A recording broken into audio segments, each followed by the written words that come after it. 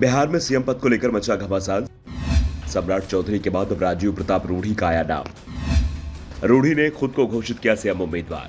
2025 में भी सत्ता मिलेगी भी या नहीं ये तय नहीं है, लेकिन सीएम पद को लेकर दावेदारी तेज हो गई है। पहले से ही पूर्व डिप्टी सीएम सुशील मोदी, केंद्रीय गृह राज्य मंत्री नित्यानंद राय और बीजेपी प्रदेश अध्यक्ष सम्राट चौधरी के समर्थकों की ओर से सीएम पद को लेकर अपने नेता की दावेदारी पेश कर दी गई है। खुलकर कोई इसलिए नहीं बोल रहा है क्योंकि ये मोदी शाह की बीजेपी है।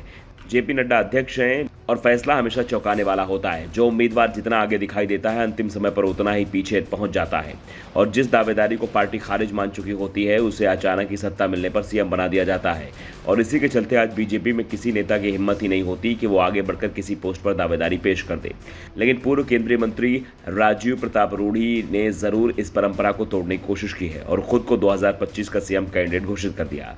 छपरा में सांसद राजीव प्रताप रूढ़ी ने कहा कि 2025 में होने वाले विधानसभा चुनाव में नीतीश तेजस्वी के खिलाफ जो लड़ाई होगी, उसकी अगुवाई वो खुद करेंगे। नीतीश तेजस्वी के खिलाफ सियासी जंग में उनके अलावा किसी के पास इतनी हिम्मत नहीं है कि वो नेतृत्व कर सके। खुद को गरीबों का नेता बताते हुए रूढ़ी ने कहा कि देश के गरीबों की चिंता या तो मैं करता हूं या पीएम मोदी।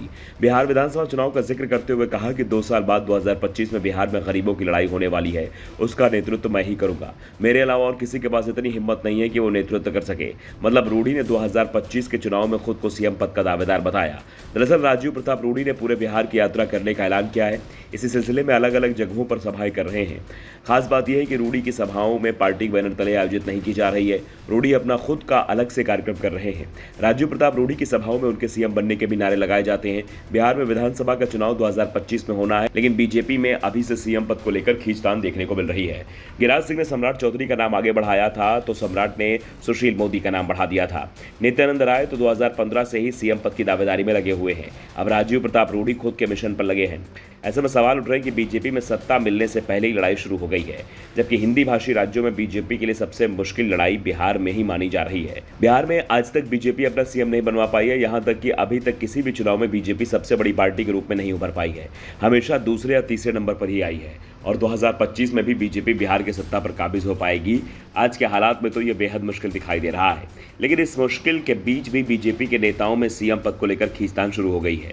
बिहार में 2025 के आखिरी विधानसभा चुनाव होने हैं, लेकिन विधानसभा चुनाव से पहले लोकसभा का चुनाव भी होना है और लोकसभा चुनाव से बहुत हद तक संकेत मिलने लगे हैं कि बिहार आखिर क्या चाहता है। 2019 के लोकसभा चुनाव में बिहार में एनडीए ने क्लीन स्वीप कर दिया था, लेकिन 2020 के विधानसभा चुनाव में आते आते आरजेडी ने वापसी कर ली और एनडीए को जबरदस्त टक्कर दी। एनडीए की सरकार तो बनी, लेकिन जल्द ही जेडीयू और बीजेपी के बीच खींचतान शुरू हो गई, जिसके बाद नीतीश कुमार ने बीजेपी से नाता तोड़ लिया और वो महागठबंधन में चले गए।